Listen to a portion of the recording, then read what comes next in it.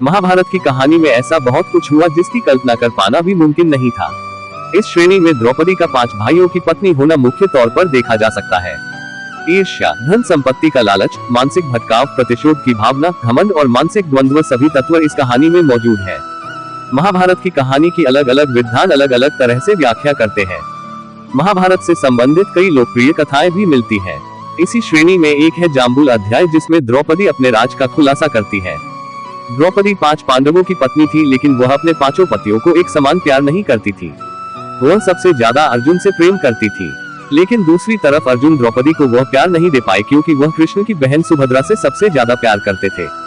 एक प्रचलित कथानक के मुताबिक पांडवों के निर्वासन के 12वें वर्ष के दौरान द्रौपदी ने एक पेड़ पर पके हुए जामुनों का गुच्छा लटकते देखा। द्रौपदी ने तुरंत ही इसे तोड़ लिया। जैसे ही द्रौपदी ने ऐसा किया, भगवान कृष्ण वहां पहुंच गए। भगवान श्री कृष्ण ने बताया कि इसी फल से एक साधु अपने 12 साल का उपवास तोड़ने वाले थे। द्रौपदी ने फल तोड़ लिया था, जिससे पांडव साधु के कोप का शिकार हो सकते थे। यह सुनकर पांडवों ने श्री कृष्ण से गुहार लगाई। भगवान श्री कृष्ण ने कहा कि इसके लिए पांडवों को पेड़ के नीचे जाकर केवल सच वचन बोलने होंगे।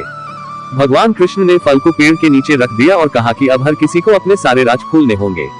अगर हर कोई ऐसा करेगा तो फल ऊपर पेड़ पर वापस लग जाएगा और पांडव साधु के प्रकोप से बच जाएंगे। सबसे पहले श्री कृष्ण ने युधिष्ठिर को बुलाया।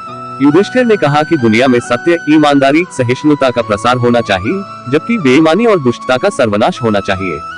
युधिष्ठिर ने पांडवों के साथ हुए सभी बुरे घटनाक्रमों के लिए द्रौपदी को जिम्मेदार ठहराया।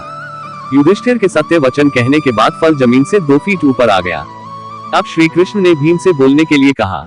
साथ ही श्री कृष्ण ने भीम को चेतावनी दी कि अगर तुमने झूठ बोला तो फल जलकर राख हो जाएगा। भीम ने सबके सामने स्वीकार किया कि खाना, लड़ाई, नींद और सेक्स के प्रति उसकी आसक्ति कभी कम नहीं होती है। भीम ने कहा कि वह धृतराष्ट्र के सभी पुत्रों को मार देंगे। युधिष्ठिर के प्रति उसके मन में बहुत श्रद्धा है, लेकिन जो भी उसके गधे का अपमान करेगा वो उसे मृत्यु के घाट उतार देगा। इसके बाद फल 2 फीट और ऊपर चला गया। अब अर्जुन की बारी थी। अर्जुन ने कहा कि प्रतिष्ठा और प्रसिद्धि मेरी जिंदगी से ज्यादा मुझे प्रिय है। जब तक मैं युद्ध में कर्ण को मार नहीं दूंगा तब तक मेरे जीवन का उद्देश्य पूरा नहीं होगा। मैं इसके लिए कोई भी तरीका अपनाऊंगा, चाहे वह धर्मविरुद्ध ही क्यों ना हो। अर्जुन ने भी कुछ नहीं छिपाया। अर्जुन के बाद नकुल और सहदेव ने भी कोई रहस्य न छिपाते हुए सब सच सच कह दिया। अब केवल द्रौपदी बची थी। द्रौपदी ने कहा कि मेरे 5 पति मेरी 5 ज्ञानेंद्रियों, आंख, कान, नाक, मुंह और शरीर की तरह हैं। मेरे 5 पति हैं, लेकिन मैं उन सभी के दुर्भाग्य का कारण हूँ। मैं शिक्षित होने के बावजूद बिना सोच विचार कर किए गए अपने कार्यों के लिए पछता रही हूँ। लेकिन द्रौपदी के यह सब बोलने के बाद भी फल ऊपर नहीं गया। तब श्री कृष्ण ने कहा कि द्रौपदी कोई रहस्य छिपा रही है। तब द्रौपदी ने अपने पतियों की तरफ देखते हुए कहा, मैं आप 5 से प्यार करती हूँ, लेकिन मैं किसी छठे पुरुष से भी प्यार करती हूँ। मैं कर्ण से प्यार करती हूँ। जाति की वजह से उससे विवाह नहीं करने का मुझे अब पछतावा होता है। अगर मैंने कर्ण से विवाह किया होता तो शायद मुझे इतने दुख नहीं झेलने पड़ते। तब शायद मुझे इस तरह के कड़वे अनुभवों से होकर नहीं गुजरना पड़ता।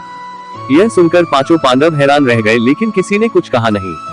द्रौपदी के सारे रहस्य खोलने के बाद श्री कृष्ण के कहे अनुसार फल वापस पेड़ पर पहुंच गया।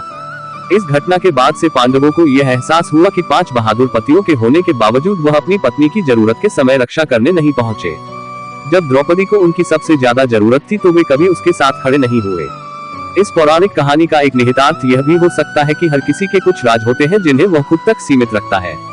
कई बार ये राज अपनों को चोट पहुंचने के डर से छिपाकर रखे जाते हैं।